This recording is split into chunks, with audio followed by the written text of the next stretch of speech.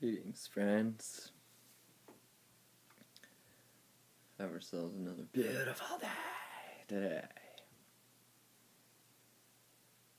It's March 4th, 2013.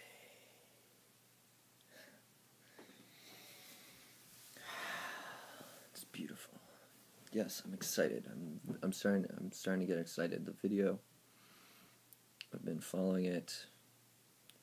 Hasn't quite gotten 10 shares yet. What's going on, people? Share that video. It's the promo video. It's the hype building video. You like that video, you're definitely gonna like the next video. I guarantee you will like the next video. So exciting. And a major announcement's coming out with that. Co-creations. I love co-creating.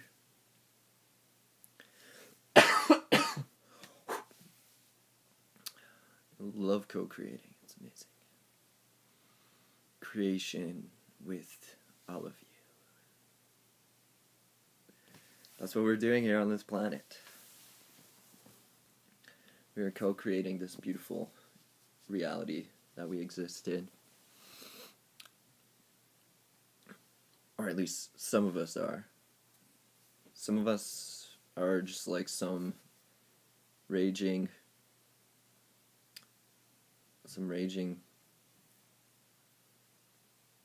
we're like a raging baby. Like some maturity levels I see in adults. It's like below. It's like you never grew up. But I don't know. When I was in certain space times in the adult world, I increasingly realize and feel as if kindergarten never ended. It just kind of got like morphed, and all along the way, adults told me that it's going to be different when I become a fully fledged adult, and I believed this the whole way. Then when I became a fully fledged adult and experienced some parts of like adult life, that's when I realized that kindergarten never ended. And actually, like, I think there's a de-evolution somewhere along the way. I think it's like probably somewhere between grade 9 and grade 11, where you come in and you're like a kid, and then like as you hit puberty, you're like maturing, and you're maturing into the way that I guess like they want you to. And then when you hit like 16, 17, 18, that's like the total rebellious phase where you're just like, no, I'm not doing any of this stuff and blah blah blah. That's probably like that's like the average like adult rebellion. But then we think that we're not in rebellion. We're like, but I see so many people on a daily acting like little kids, so I don't know, it's like kindergarten never ended. Like, there's workplace bullying over things like, what do you, like, such like, you're worried about that, of all things? Like, I remember when I was in elementary school in grade 2, I was bullied because I liked apple juice. I drank apple juice. It's like adults bully other adults for the same reasons like that. You drink apple juice. Or maybe it's like, you like the Leafs. Or maybe it's like, I don't know. Adults are just as immature as children. I don't even know why we sometimes make differences between the two, because it's like, sometimes I think children give us way more knowledge than adults. On average, I bet you children give you way more knowledge than adults. They're not as indoctrinated into the system, I guess you could say. They're not as set in their ways. But that's also why I never let my inner child die. I'm always letting it live, nourishing it with going down toboggan sleds and hills and doing ridiculous childish things that are actually really quite fun. Woo!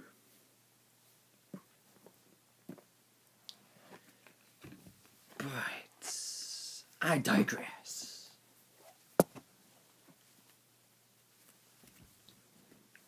Yeah, definitely get in touch with your inner child. Sometimes we have leftover traumas from our childhood. It's good to investigate those and explore those. And really try to understand. It's like, you want to understand yourself. If you're living in the fourth dimension, for example, you're trying to understand yourself with time transcended. So so I'm trying to understand myself in the past, present, and future. I'm trying to think about myself constantly in the past, present, and future. And take care of my well-being in the past, present, and future. That's what the fourth dimension is, time, right? How can you get to the fifth dimension if you haven't mastered the fourth dimension?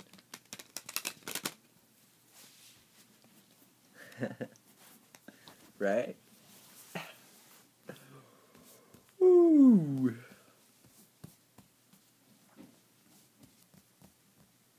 What do the spirit guides have to tell us for today?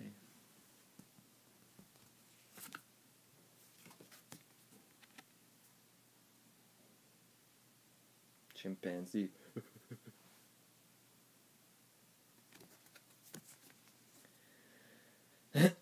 Use both your intuition and your intellect to solve the problem and or get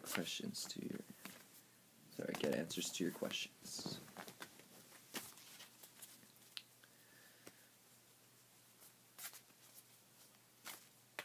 Always use both your intellect and your intuition. But, well, actually sometimes I guess you can't use your intellect. We don't know anything about it, so you gotta use your intuition. Other times, well, I guess you could always use your intuition on everything.